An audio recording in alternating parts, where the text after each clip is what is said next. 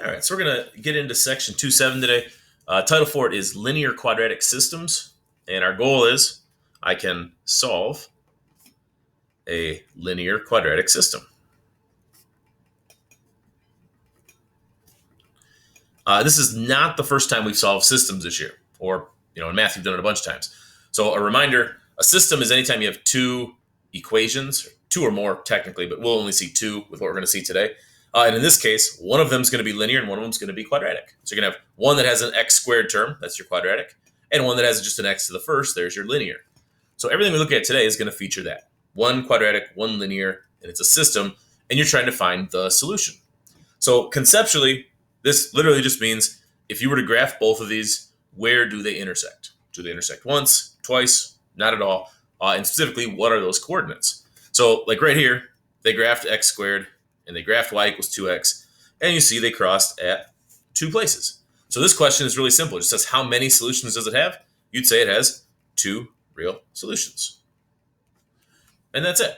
Okay, so just like the stuff from 2.6 we talked about, where you're just talking about how many solutions something has, graphically speaking, you can see the same stuff. So the fact that it's a system doesn't really make it much different than anything else we're talking about. Just now we're comparing two lines. We're saying, hey, where do these two lines intersect?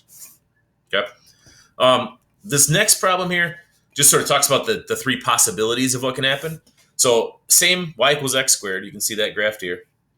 But now they're saying, what if you take this 2x and you shift it up or down or whatever by putting a y-intercept on it? So the normal 2x was the one we had up there, but they're saying if you shift it up some and it would go right here, well, it can cross twice. So if it crosses twice, it's going to have two solutions. You could shift it down, take the graph and shift it down so that it only touched in one spot, in which case it would just have one solution. Or you could shift it way down, in which case, like here, it doesn't touch this parabola at all, and it's going to have no solutions. So when we refer to systems, we really only care about real solutions. Technically, you could find two imaginary solutions for this, but in nearly anything I can think about, if you're dealing with a system, we don't really care about the imaginary values. So with dealing with systems, we're looking for real solutions. So basically, you're either going to have two real solutions, one real solution, or no real solutions. Those are really the only possibilities of what you got. So this first question, super basic, just says determine the number of real solutions.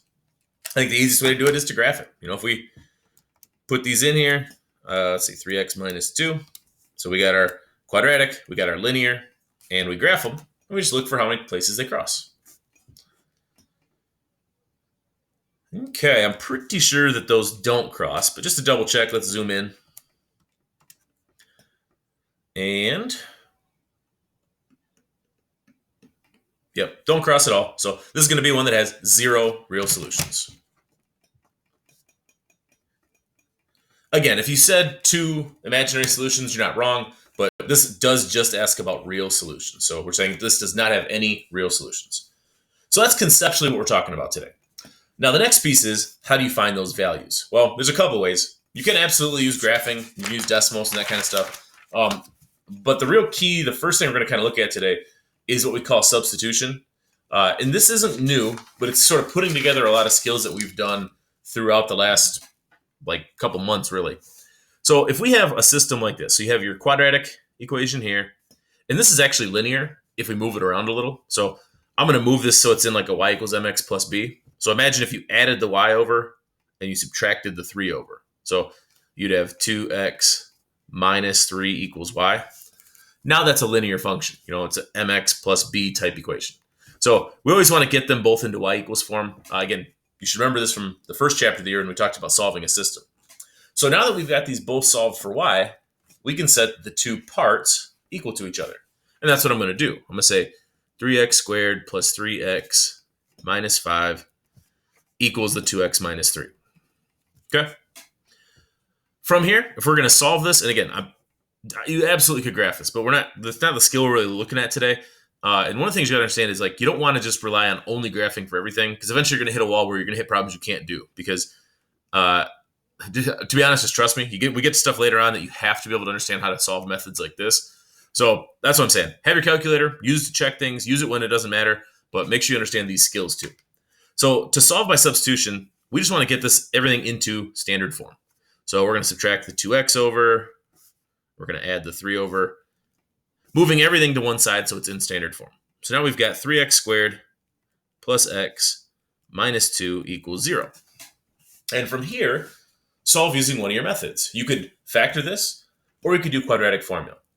I'm going to go ahead and do factoring because we haven't talked about factoring in a while, and I figure it's probably a good reminder. So this would be an AC factoring method because our A is not 1. So my AC is -6. It's a good review for the test too. My AC is -6, so I need factors of -6 that add to 1, which will have to be 3 and -2. So now I'm going to rewrite my middle term. So I'll go plus 3x minus 2x minus 2. And group our first and last 2 together. So again, if you feel like you're a little shaky on factoring, go back and look at your 2, 3, some of that factoring stuff, brush up on it. You're going to definitely want to know for the test. And now pull your GCFs out. So we got 3x out of here, leaves us with x plus 1. And -2 out of here also leaves us with x plus 1. And then our factored form will be the 3x minus 2 and the x plus 1. Cool. And so from here, we know our solutions. Our solutions are going to be the values that make these equal 0. But our solutions are coordinates. Remember, there's x's and y's here. So when we're coming up with our solutions, we're going to get these x values. So -1 is one of the solutions. And remember the shortcut here? It's the opposite of this number. So +2 over 3. So those are my x values. Now I need the corresponding y values. So go ahead and take these x values, substitute them into here, and get the corresponding y value. So 2 times -1 would be -2, minus 3 would be -5. And then put 2/3 in there. 2 times 2/3 would be 4/3. And then you minus 3. If you need a calculator, feel free. But we got, let's see what we got here. Get out of here. 4/3 minus 3. And you can convert it to a fraction if you want to. So -5/3. Now, if I know anything about anything, I know you're thinking like, why would I do this? I can just graph this. Absolutely, you could graph this. But trust me, on this chapter alone, like you do want to kind of make sure you understand all the pieces to this, the factoring, the everything else. And then going on into the other chapters we get to eventually, there are some problems that you cannot graph. You could not do this problem by graphing. You'd have to go this route because of various things. It's hard to explain right now because we haven't really got into it. But please just trust me that. Now, is there anything wrong with graphing this now and checking this? No. I would 1,000,000,000% do that. Like I would throw these in my calculator. Well, I'd have to throw these ones in my calculator. And I would look to see if these points make sense. So, do that for sure. But make sure you understand the process of how to get it because it'll pay off later on. Okay. So anyway, I put them in. I graph it. And I'm going to have to zoom out because I'm still zoomed in from earlier. So let's go zoom 6. And a lot of times I'll just visually check it right now. I'll just look and see, the points I have make sense? So if you remember, I had -1, -5. And this point right here absolutely looks like -1, -5. And then my other point was 2/3 and a -5/3. So right 2/3 and down 5/3. Yeah. You could go through and check them using intersect if you wanted to. Like go in second trace, pick an intersect and doing it this way and getting your coordinates. Sorry, I can't see it there. But at this point, everything matches up. Like I know I'm good. So I don't need to go any further. So again, make sure you understand the method here, but use your calculator to check it. I think you'd be silly not to. So take a second and try the A and see if you can. So we're not going to do the B, but go ahead and try the A. It's really similar to the one we just did. See if you can solve it, and probably by factoring to be able to get it solved. Okay, so you can see I've done it here. So I took the initial problem and I solved it for y.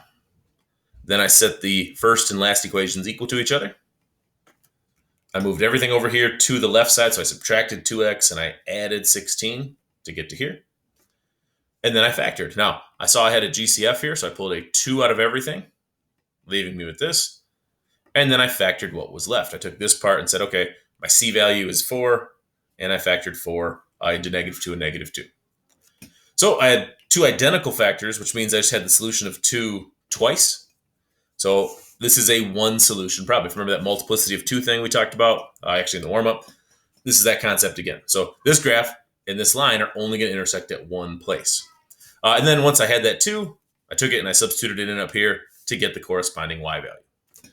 Okay, so again, it's very similar to the example we did, but I would make sure you can do that one. See if it makes sense to do all the factoring for a lot of reasons. Reviewing for the test, for stuff we're going to do in the future, but then absolutely go right ahead and check it by graphing it. I think that's a great move. So we'll throw it in here real quick, make sure it makes sense.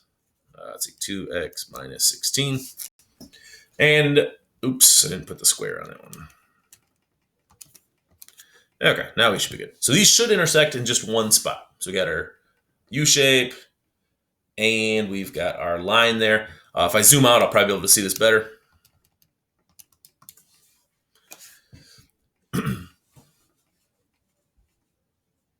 And there we go. So yeah, it looks like definitely intersected a single point. If you want to verify it to make sure, you can do your intersection. And there we go. So -2 and -12. Okay. So this is a really great section in terms of kind of tying a lot of things together. Chapter 2 has been a long chapter. So this has your factoring, your solving, your graphing, kind of a lot of stuff all together here. So you'll see a lot of this in the assignment today. Try it out, see how it goes. Let me know if you need help.